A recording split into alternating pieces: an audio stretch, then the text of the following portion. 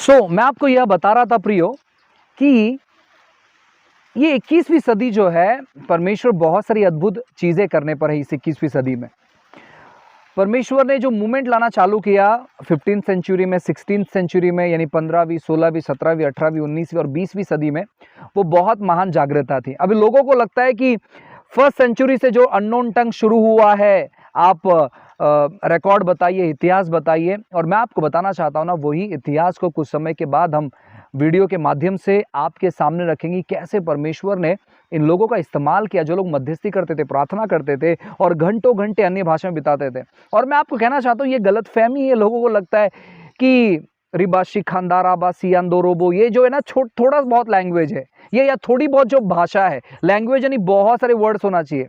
तो मैं आपको बताना चाहता हूँ भाई, अगर आपको एक्सपीरियंस नहीं है तो आपको कैसे मालूम पड़ेगा कि अमरूद जो है मीठा लगता है, पेरू जो है मीठा लगता है? आपको कैसे मालूम पड़ेगा? आपने खाया नहीं तो आपको मालूम कैसे पड़ेगा? मिर्ची जो है तीखी लगती है, आपने अगर खाई नहीं तो आपको मालूम कैसे पड़ेगा? ठीक है, तो जो लोगों ने एक्सपीरियंस ही नहीं किया वो बता नहीं सकते हैं ना। तो आपने अगर एक्सपीरियंस नहीं किया तो आप शांत बैठ सकते हैं, लेकिन आप लोग, ये कॉमन सेंस आप लोगों के अंदर नहीं है कि जो लोगों ने एक्सपीरियंस किया आप उनको गलत ठहरा रहे हो कि नहीं, अमरूद का टेस्ट मीठा नहीं होता, तीखा होता है, खट्टा होता है। आपको मैं बताना चाहता हूं भाई, आप लोग जो है सबसे पहले तो प्रार्थना करना शुरू करें। ठीक है, टंग्स जो है ये 20वीं सदी 19वीं सदी में शुरू नहीं हुई, ये इसके पहले भी था। और हम देख सकते हैं ना कि इसका जो एविडेंस है, या फिर इसका जो क्या कहते हैं ना बुनियाद है, या तो फिर इसका जो इतिहास है, ये सारे चीज हम कहां पर देख सकते हैं मालूम है क्या? फलों में देख सकते हैं। अगर अन्य भाषा प्रभु की ओर से नहीं होती, अन्य भाषा अगर शैतान की ओर से होती, तो उसके जो फल है ना वो अच्छे नहीं होते। जब आप फलों को देखोगे तो लाखों करोड़ों लोग सल्वेशन पाए हैं प्रियो।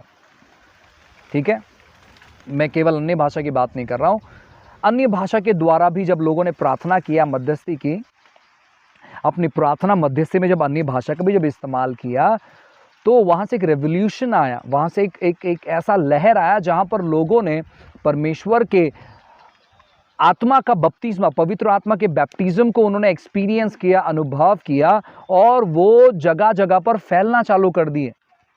आप समझ पा रहे हैं इन बातों को? आपको इसलिए हिस्ट्री पढ़ना है।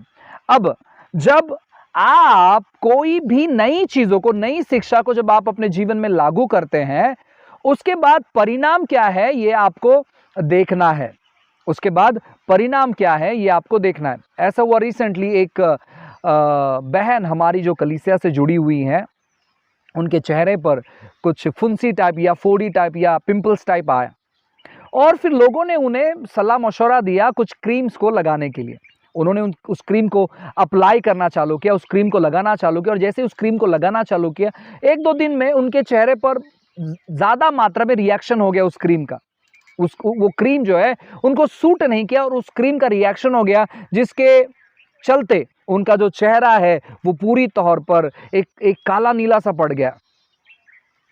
और फिर वे जब डॉक्टर्स के साथ उन्होंने जब कंसल्ट किया, तो उन्होंने क्या किया, डॉक्टर ने वो क्रीम को बंद करने कहा, और जब उन्होंने उस क्रीम को बंद किया तो कुछ टाइम के बाद, हफ्ते, 2 हफ्ते, 3 हफ्ते के बाद, उनका जो फेस है स्लोली कर रिकवर हो गया।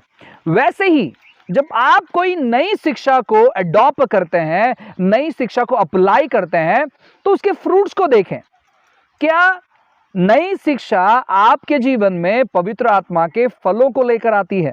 क्या आप नई शिक्षा सुनने के बाद परमेश्वर की शांति को महसूस करते हैं? क्या आप नई शिक्षा को सुनने के बाद परमेश्वर की भलाई को महसूस करते हैं? क्या आप नई शिक्षा सुनने के बाद दूसरों के प्रति प्रार्थना करते हैं? क्या आप नई शिक्षा सुनने के बाद वचन बांटने के बोझ से भरे हुए हैं? क्या आप नई शिक्षा सुनने के बाद आपके अंदर मध्यस्थी करने का मनसा जागृत हुआ है? या फिर आप नई शिक्षा सुनने के बाद आपको ऐसे लगने लगा है हम ही केवल सही है, बाकी सब गलत है?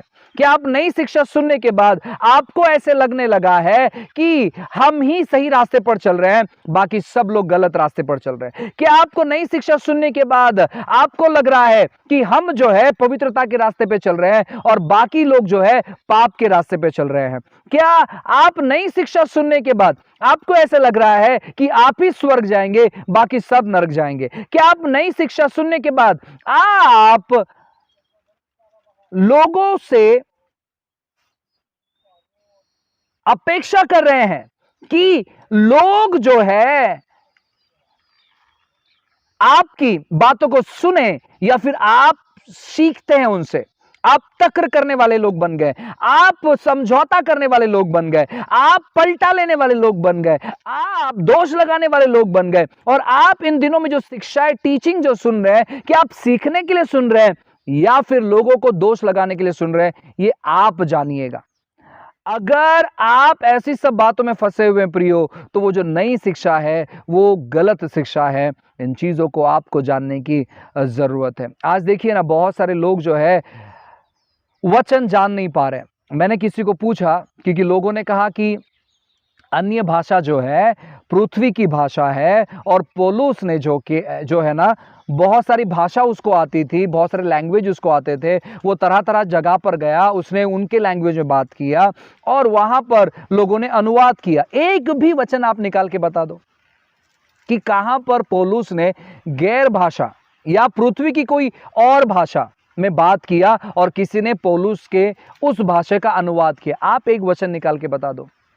अब जब उनको ये सवाल पूछा गया, फिर वो उल्टा जवाब क्या देते मालूम है कि वो सवाल करने लगते हैं। वो क्या कहते हैं, अच्छा आप बताओ अन्य भाषा कहां पर लोगों ने बोला? हम जब आपको बताते हैं तो आप सुनते नहीं हो, आप कहते नहीं वो तो मजाक करने के लिए लिखा गया है। जब हम आपको बताते हैं कि देखो वचन यहाँ पर अन्य भाषा के बारे में लिखा गया है, ये भाषा जो है लोगों को समझ में नहीं आता है, हमारे मन को समझ में नहीं आता है, परमेश्वर को समझ में आता है, तो लोग कहते हैं कि नहीं नहीं देखो वो तो वो जो व्यंग कसने के लिए लिखा गया है, वो तो ठट्टा करने लिखा गया है, पौलुस ने तो मजाक करते करते वो लिखा गया। मैं आपको बताना चाहता हूं भाई, आपके लिए तो आधा बाइबल जो है वो मजाक में लिखा गया। तो इन चीजों को आप समझिए।